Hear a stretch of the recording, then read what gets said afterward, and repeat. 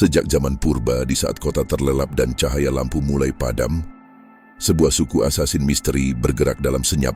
Mereka adalah klan Jing. Pedang mereka diwariskan dari generasi ke generasi. Bilah mereka disewa oleh emas, dan rahasia yang mereka bunuh tak pernah kembali ke cahaya. Generasi demi generasi gugur, hingga tersisa dua pewaris terakhir. Sepasang adik-beradik. Si abang mewarisi nama terlarang itu, Jing Ke.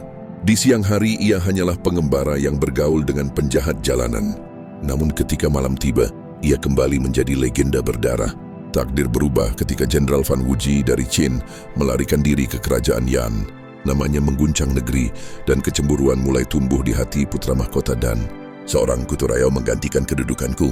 Tidak mungkin. Emas dikirim, tawaran pembunuhan disampaikan. Targetnya Fan Wuji untuk pertama kalinya. Jing Ke ragu. Fan Wuji bukan sekadar target, ia adalah saudara.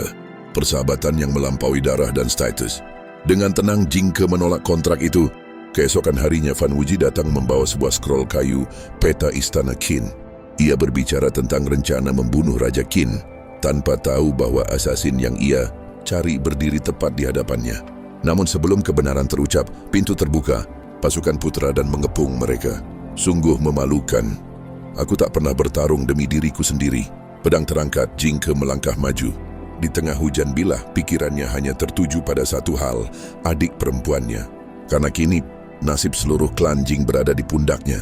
Pertempuran berlangsung hingga fajar, api melahap separuh kota. Keesokan paginya, putra dan bangkit dengan senyum kemenangan.